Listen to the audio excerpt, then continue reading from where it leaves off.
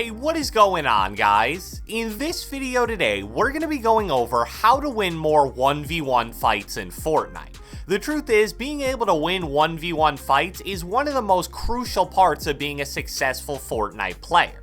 Sure, if you're playing a game mode like duos or squads, I guess if your team has really good teamwork, you can avoid a lot of 1v1 engagements. And yeah, even in solos, a lot of fights that may start as a clean 1v1 will get third-partied, and that totally changes the dynamic. But no matter how tactical and high IQ of a player you are, if you can't win the majority of the 1v1 fights you get into, it's going to be almost impossible for you to truly become a really great player. And the cool thing about this video is that the tips definitely apply to both realistic in-game 1v1s and also creative mode 1v1 build battles. So without further ado, let's get right into it. Alright, so the first crucial part of being a good 1v1 player is to have a go-to starting move that you've pretty much mastered.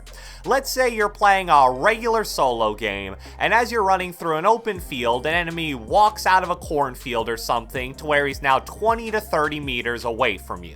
If I were to ask you, what's your first move in this theoretical situation, would you be able to confidently answer that question without even really thinking?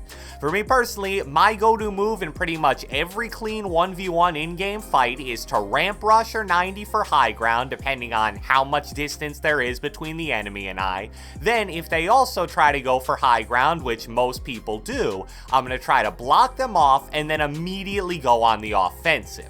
I don't want to just sit on high ground and try to wait for them to make a mistake. I'm going to take advantage of the fact that I just block them off and try to edit down or get an angle on them before they can build or box up to protect themselves.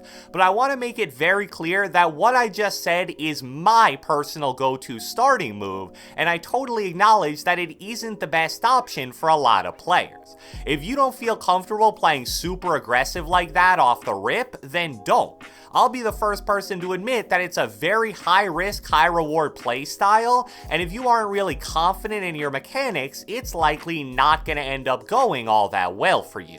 So maybe you still start the same way with a ramp rush or 90, since that's relatively simple, but then when you get high ground, you start to play a lot more passive. Instead of going psycho mode and trying to edit down on the guy, you instead just sit on high ground, exercise a little patience, and then when he starts going for retakes, he's now a lot more exposed, so it'll be a lot easier for you to make an offensive play. And as important as having a decisive start is in real games, it's even more important in creative 1v1s. I'm definitely not the fastest builder in the world, and my retakes aren't incredible, but I've won a lot of 1v1s against cracked players mainly due to my start. It's nothing special, honestly. I crank 290s, which makes me face back towards the enemy, and then I do a ramp floor cone double edit to block them off and continue going up. It's relatively simple and definitely console friendly, and even though it isn't the only 1v1 start I use, I honestly think I can do that one with my eyes closed at this point. And I'm sure most of the really good creative 1v1 players out there feel the same way about whatever starts they use. So it doesn't matter if it's a real game or a creative 1v1, you need to have a go-to start that you know like the back of your hand. However, as great as it would be if your opening start worked every time, the truth of the matter is, sometimes it isn't going to. You can crank your 90s or ramp rush the same way you always do, but sometimes you're just going to run into someone faster than you who's going to beat you to high ground or maybe shoot you out, and now you're in somewhat of an uncomfortable situation. So because of that possibility, it's important that you have a go-to move in this scenario as well. Again, just to give you a personal example, my go-to anytime I get ramped over, blocked off, or shot out is to immediately start spamming thwifo cones as a way to retake high ground. I've done that retake so many times that it's basically become second nature to me at this point. Early in my Fortnite career, I used to panic a bit and play really indecisive when I got ramped over, but having a retake that I've truly mastered has totally changed my 1v1 success rate. I don't hesitate at all, and because of that, it usually leads to me regaining high ground even though I didn't start the fight with it. You may not like the Thwifo cone, and that's totally fine, but you really need to become comfortable with at least one or two different retakes. I know playing low ground and box fighting has become more and more popular over time, but when enemies play sloppy and give you a chance for high ground, you gotta be able to take that opportunity. And if you don't have a retake that you feel really comfortable with, that may be a struggle for you. The next really important aspect of being a successful 1v1 player is to make sure that you're the one dictating the fight, and here's what I mean by that. With the editing and building mechanic in Fortnite, you're never really going to be forced to take a certain fight. You can always turn it into something you're more comfortable with. For example, if you're playing a game like Call of Duty and you need to run through a door but a guy's sitting on a nasty head glitch just pre-aiming it, your only option is really to jump out and try to somehow win that terrible fight. In Fortnite though, as long as it's a 1v1, those situations almost never really happen. I know that a lot of people, console players especially, feel really uncomfortable when they're on the defensive side of a box fight.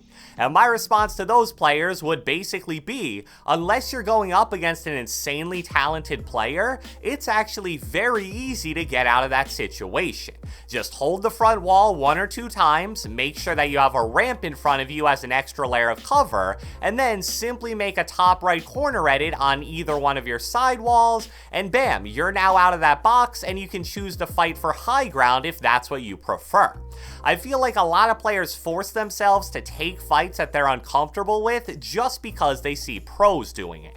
If you watch Benji, Clicks, or some other cracked player, and they get put on the defensive end of a box fight, they're super comfortable in that situation, so of course they're gonna take it and probably win that fight.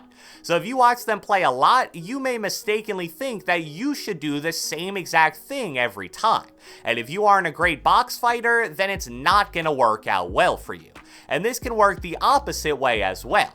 I have a friend that's never really been a great builder, but he actually has really good aim and editing. So I told him that he should try to turn every 1v1 fight into a box fight, and it's worked out really well for him. We talked about having a go-to starting move earlier. Well, his go-to starting move is to literally just box up and let the enemy push him.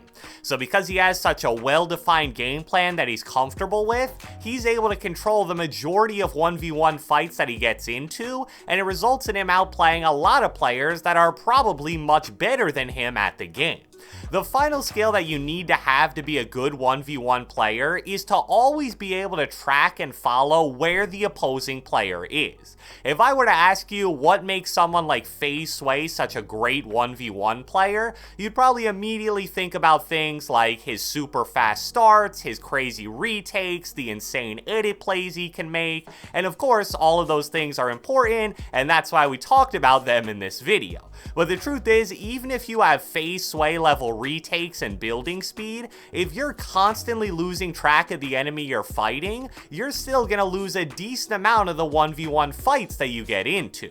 Most retakes will only protect you on 1 to 2 sides, so if you think the enemy is on your left side but he's actually on your right, you're gonna leave yourself totally exposed and probably get lasered. So here's a huge tip that I think will help a lot of lesser skilled 1v1 players. Do not attempt any kind of offensive play until you first know the precise location of where the enemy is, and that applies to both real games and creative 1v1s pretty much equally. So many times when I'm watching my friends, they'll try to just ramp up or do some basic retake even though they don't have the slightest clue where the enemy is on high ground. And as I'm sure you can guess, those plays usually end up going pretty poorly. Now, the unfortunate thing about tracking enemies is the only way you can really learn that skill is by getting in more and more 1v1 fights. You start to learn certain angles that you can safely peek from on low ground, you start to understand the common things that players will do in certain situations, and a bunch of other little tricks as well. I really wish tracking an enemy in a 1v1 was as simple as just listening for audio cues that give away their position, but in Fortnite, vertical audio isn't the best, so it'll definitely help you in some situations, but don't trust it too much. So I hope you guys enjoyed this video, and if you watched the entire thing, be sure to let me know with a comment down the comment section below. I want you to rate yourself as a 1v1 player in one word. Are you bad, good, great, insane, or anything else? Be sure to leave a like, leave a comment, subscribe, turn on post notifications, do whatever the heck you want, and I will catch you guys next time.